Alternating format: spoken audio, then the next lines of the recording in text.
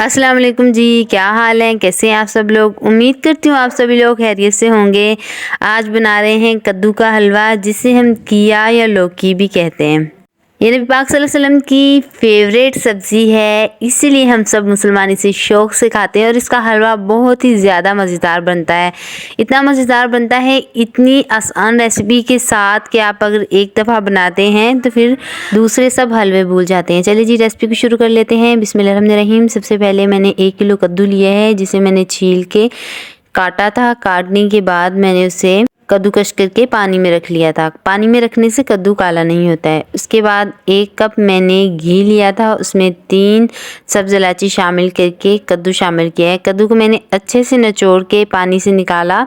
उसके बाद मैंने इसे घी में शामिल कर दिया। घी में शामिल करने के बाद कद्दू को अब मैंने इतना पकाना है कि इसका कलर जो है वो चेंज हो जाए।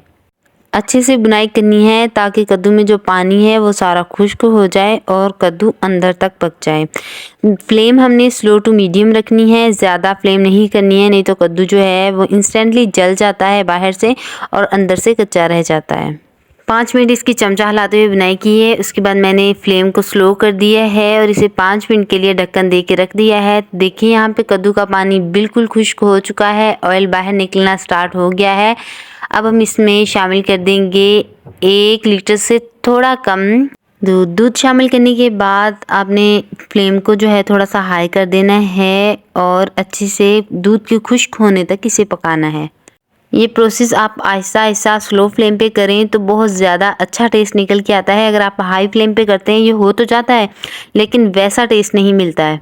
ग्रीन फूड कलर शामिल करेंगे। मेरे पास यहाँ पे लीफ ग्रीन कलर था, मैंने वो शामिल किया है। अगर आपके पास दूसरा ग्रीन हो, पैरेट ग्रीन, तो आप वो भी शामिल कर सकते हैं, या अगर आपके पास कलर नहीं है तो आप इसे स्किप भी कर सकते हैं। अब इस हलवे को इतना पकाना है कि दूध जो है बिल्कुल खुश्क हो जाए। ढक्कन दे के इसे 5 से 10 मिनट के लिए रख देंगे।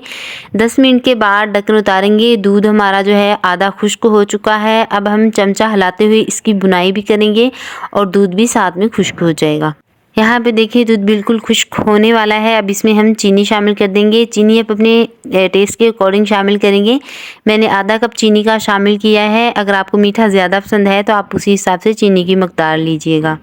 चीनी शामिल करने के बाद इसी तरह से चमचा हिलाते हुए भूनेंगे और फ्लेम को थोड़ा सा हाई स्लो टू मीडियम के बीच में कर देंगे। 100 ग्राम खोया इस तरह से छोटे छोटे टुकड़ों में तोड़ के शामिल करेंगे। खोया की रेसिपी हमारे चैनल पे मौजूद है, अगर आपने नहीं देखी तो आप जल्दी से जाके देख लीजिए और मज़ेदार सा खोया घर पे बना के तैयार कर लीजिए। खोया की रेसिपी की लिंक मैंने डिस्क्रिप्शन में दी हुई है, आप वहाँ से जाके इसे देख सकते हैं। खोया शामिल करने के बाद इसी तरह से हमने भूनना है। इसे जब तक भूनेंगे जब तक एक शाइन जो हलवे पे आती है वैसी शाइन ना आ जाए।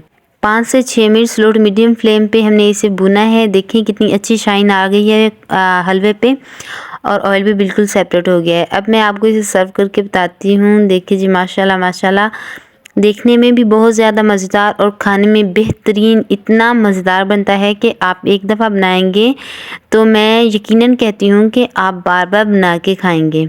बहुत ही इजी रेसिपी है। आप इसी रेसिपी को फॉलो करते हुए अगर आप हलवा बनाएंगे तो कभी भी डिसपॉइंट नहीं होंगे।